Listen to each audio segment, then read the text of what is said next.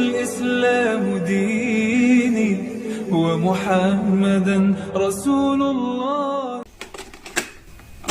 Apa hukum KB bagi ibu-ibu yang tidak ingin punya anak karena takut tak bisa membiayai pendidikan di tempat yang baik, pondok pesantren misalnya, atau takut tak bisa mendidiknya menjadi anak yang soleh-solehah, yang nantinya malah akan menyeretnya ke neraka, atau karena suami sifatnya cuek, menjadi penjudi online, narkoba, sehingga istri malas memiliki, menambah, tak mau punya anak. Ini bertanya apa curhat? Sudah cukup membesarkan anak yang ada sehingga dengan KB sampai menopause. Bagaimana hukumnya Pak Ustaz? Tazawwajul walud al-wadud. Nikahilah perempuan yang subur, yang banyak anak dan penyayang. Itu artinya disuruh cari istri yang subur supaya banyak anak. Kalian yang belum nikah, yang udah tak usah senyum-senyum lagi. Yang belum nikah, kalian cari perempuan yang subur. Dari mana kita tahu dia subur? Mana boleh dites duluan. Makanya waktu kenalan tanya, "Dek, mak kau berapa anaknya?" "Mak aku anaknya 12 bang." "Gua banget nih." Gitu. Cari perempuan yang subur. Kenapa? "Inni mukatsirum bikumul umam." Aku, kata Nabi yang paling bangga pada hari kiamat karena umatku paling banyak. Saya doakan bapak-bapak punya anak 12 semua. Amin.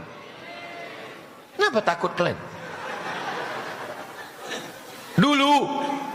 Dulu dikatakan orang Indonesia tak boleh banyak punya anak, cukup 2 saja.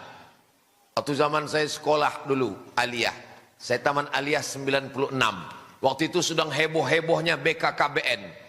Program cukup 2 anak. Ada duit limper, ingat duit limper, 5 perak. Gambarnya ibu, anak 2 sama bapak. Apa katanya? Tak boleh punya anak. Sekarang kita ketakutan sama orang Tiongkok mau datang. Kenapa? Karena mereka penduduknya, India sekarang penduduknya 1,4 miliar. Cina sekarang penduduknya lebih 1 miliar. Indonesia tak sampai 300 juta. Sementara tanah kita luas, bumi kita penuh, minyaknya banyak. Kita kekurangan warga negara sekarang. Kalian cepat nikah. Kalau bisa 1, 2, 3, 4. Siap? Kalian mesti punya anak banyak-banyak. Umat Islam mesti kuat sebab kita menghadapi tantangan yang luar biasa. Jelas? Adapun hukum KB terbagi 2. Yang pertama, tanzimun nasal, mengatur kelahiran. 3 tahun, 3 tahun, 3 tahun. Yang kedua, tahdidun nasal, membatasi kelahiran. KB 2 jenis. Yang tahdid, misalnya laki-laki vasektomi, dipotong kabel itu,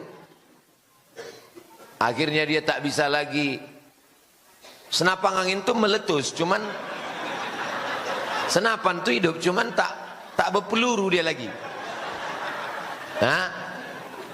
Vasektomi hukumnya haram. Kenapa? Karena dia memutus keturunan. Tak boleh dalam Islam memutus keturunan. Kalau perempuan yang putus tak punya anak lagi, itu namanya steril. Kalau perempuan sudah di steril, dia tak punya anak lagi. Haram hukumnya steril. Kecuali 1, perempuan yang melahirkan anak melalui sesar. 1, 2, 3. Kata dokter tak boleh lagi ibu, karena ibu udah sesar. Kalau ibu melahirkan lagi, perut ibu terbuka tak tertutup-tutup lagi. Pilihannya 2, antara mati atau steril. Maka boleh steril dalam keadaan darurat tingkat tinggi. Atau dia kena penyakit diabetes akut, gulanya tinggi. Kata dokter ibu tak boleh hamil, karena kalau ibu hamil gula ibu makin naik, pas melahirkan ibu bisa mati. Ditanya suaminya, "Pak, gimana ibu ini kalau mati?" "Ya nggak apa-apa," kata suaminya. Ibu tak boleh hamil, karena kalau ibu hamil nanti mati. Mim date mata ya bawati. Tak boleh. Vasektomi laki-laki haram tanpa sebab.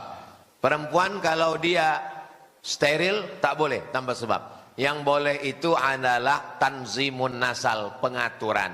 3 tahun, 3 tahun, 3 tahun. Tapi alat-alatnya itu ada yang memudaratkan. Ibu makan pil, ibu disuntik, akhirnya mohon maaf, siklus menstruasi tak teratur. Darahnya tertahan di dalam.